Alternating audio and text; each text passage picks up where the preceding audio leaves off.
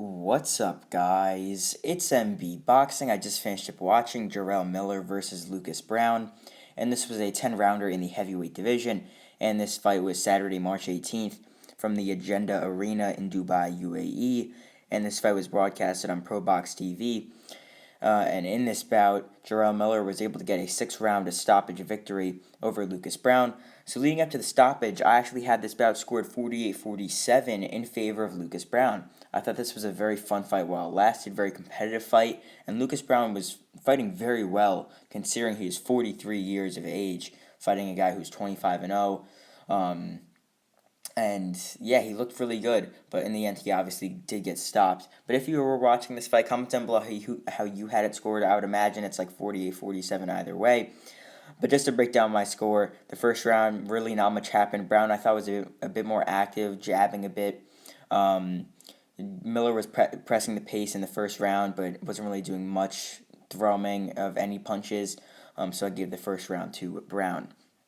Then in round number 2, Browne actually had some very nice short combinations on the outside, jabbing, throwing uppercuts. Miller landed a nice overhand right in that second round, but Browne overall had the better shots. In round number 3, however, I gave it to Jarrell Miller. Miller started to pick it up a bit. It was a much closer round at that third one, but Miller, he started heating up with his combinations, his power punches, started landing the harder shots in that third round, so I gave him that one. Then around number 4, I also gave this round to Jarrell Miller, but this was such a fun round. In the last 30 seconds, both of them literally started rock'em sock'em robots exchanging in the center of the ring. I mean, throwing wide hook after wide hook, leaving each other's chin open.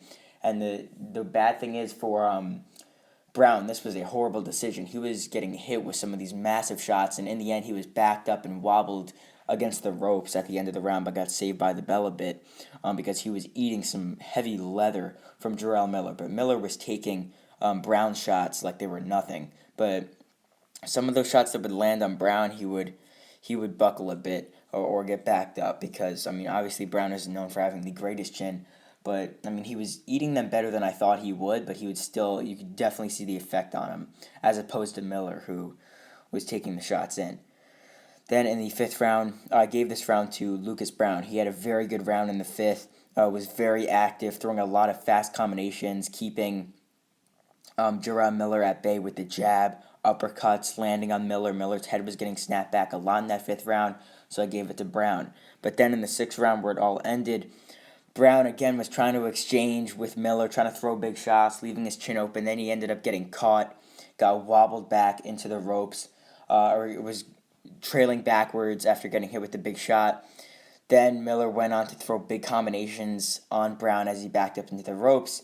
More right hands were landed, and then Browne came crashing to the canvas. Browne got up. Miller followed up the attack through big right hands, combinations, etc. On Lucas Browne. He was against the ropes. The referee waved it off, and simultaneously the corner did throw in the towel as well. So in the end, it is a stoppage win for Jarrell Miller. This was definitely his biggest showcase since coming back to the ring. Here he was stopping a former world champion in Lucas Browne. Obviously, Lucas Browne is far past his prime. He's 43 years of age. But Jarrell Miller, I mean, I'm gonna be honest. I wasn't really impressed from this performance. Even though he did do what he was expected to do, which was to stop Browne, he didn't do it in impressive fashion, and nonetheless, he just looked very sloppy. Obviously, he came in at over 300 pounds. So yeah, I mean, he's really not in great shape.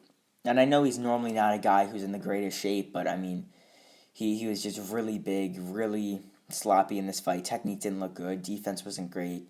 So I don't really see him going too far in the heavyweight division from here. But what could be next for Jarrell Miller? I mean, he could possibly step it up a little bit in competition to a level that he will beat, and then further on get another opportunity and building himself back up to possibly getting back into title contention where he was in 2019 when he was about to fight Joshua, until obviously he did test positive for steroids. But yeah, for Jarrell Miller, I definitely think he's gonna try and keep up, building up the competition since coming back to the sport. So yeah, I really just think he's gonna fight someone a little bit higher than Lucas Browne on the ratings in the heavyweight division. That he could possibly maybe fight for like a WBA Continental belt or something like that to get him ranked, so that for him he definitely has a chance at possibly getting a title shot, which I don't see happening. But obviously for him, that's one of his goals. But for Lucas Browne, losing here for I think it's the fourth time in his career now, but yeah, this was yet another stoppage loss for Lucas Browne. I mean, he was fighting very good, I'm going to be honest. He was fighting much better than I expected. I thought he was going to shell up, keep backing up, keep getting hit, not really doing much back, but he was showing off some good offense. Defense wasn't great, obviously. He was leaving his chin wide open, but he was fighting very well for 43 years of age. So, I mean, for Lucas Browne, I don't really know if he's going to continue on fighting. Obviously, for guys who are over in their 40s, that's obviously the question every single time they fight. So that's definitely an option. I think retirement could obviously happen, but if he decides not to retire or anything, then we could definitely see Lucas Browne back at it again against a decent level heavyweight contender. I mean, yet again, before this fight, he did knock out Junior Fa in one round. So you have to think about that. So definitely for Lucas Browne, we could see him in the ring with a decent level heavyweight, where he could get a nice solid upset win or take a tough loss like this. So overall, Jarrell Miller stops Lucas Browne in the sixth round to get his 26th victory and 22nd by knockout.